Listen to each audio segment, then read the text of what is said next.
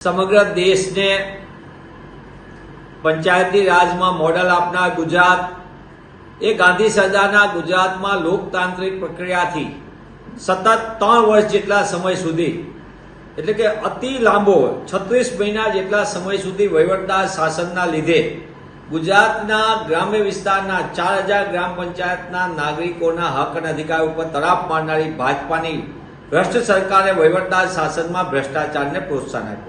મનરેગા હોય કે નલ સે જલ સહિતની સરકારી યોજનાના ગ્રામ્ય વિસ્તારના લોકોને લાભમાં એને સીધો મળવો જોઈએ એ લાભ આપવાને બદલે વહીવટદાર શાસનના માધ્યમથી અનેક વિસ્તારમાં ભ્રષ્ટાચારની ફરિયાદો આપણી નજર સામે છે ને મસ્ત મોટા કૌભાંડ પણ સામે આવ્યા। પણ લાંબા સમયથી કોંગ્રેસ પક્ષની સતત માંગ રહી, નાગરિક સંગઠનોની માંગ રહી અને એના કારણે આજે ગુજરાતમાં પંચાયતોની ચૂંટણીની જાહેરાત કરવામાં આવી છે। કોંગ્રેસ પક્ષ આવકારે છે કે ગ્રામ્ય વિસ્તારના નાગરિકોને એમના ચૂંટાયેલા પ્રતિનિધિઓનું શાસન મળે, પંચાયતની અંદર સરપંચ સહિતની બોડી ગ્રામ્ય વિકાસમાં પોતાનું સાચી રીતે યોગદાન આપે એવું કોંગ્રેસ પક્ષ ઈચ્છે છે।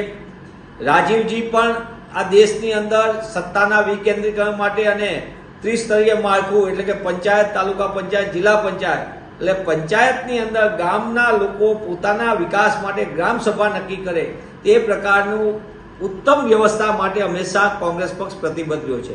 ત્યારે આજે જ્યારે જાહેરાત થઈ છે ગ્રામ પંચાયતની ચૂંટણીની, હું અપેક્ષા રાખું છું કે તમામ ગામોની અંદર લોકતાંત્રિક પ્રક્રિયાથી ચૂંટણી પ્રક્રિયા હાથ ધરવામાં આવે અને એ ચૂંટણીમાં ચૂંટાયેલા લોકો પોતાની મનપસંદ રીતે એ પ્રક્રિયામાં ભાગ લઈને સારું શાસન મળે અને ગામનો સાચા અર્થમાં વિકાસ થાય તે સૌની ફરજ બને છે।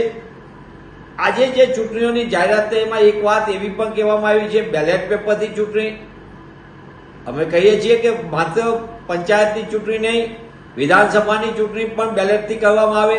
કોંગ્રેસ પક્ષ પુનઃ એ વાતની માંગ કરે છે કારણ કે જે સરકારના ઇશારે 2 પેટા ચૂંટણી થવાની છે એ 2 વિધાનસભાની પેટા ચૂંટણીના પરિણામો અને મતદાન વચ્ચે, મતગણતરી અને મતદાન વચ્ચે 3 દિવસ જેટલો લાંબો સમય છે। ત્યાં ઈવીએમ ઉપયોગ થવાના હોય તો આટલા 3 દિવસ સુધીનો સમય કેમ લાંબો રાખવામાં આવ્યો એ પણ એક મોટો પ્રશ્ન છે। ત્યારે પુનઃ પંચાયતની જાહેર થયેલી ચૂંટણી અને વહીવટદાર શાસનમાંથી ગ્રામ્ય વિસ્તારને મુક્ત કરવાની જે આજે જાહેરાત થઈ છે એને આવકારે છે કોંગ્રેસ પક્ષ। મિત્રો, આવા જ વિડીયો અને શોર્ટ્સ જોવા માટે આજે જ અમારી ન્યૂઝ રૂમ યુટ્યુબ ચેનલને સબસ્ક્રાઇબ કરો।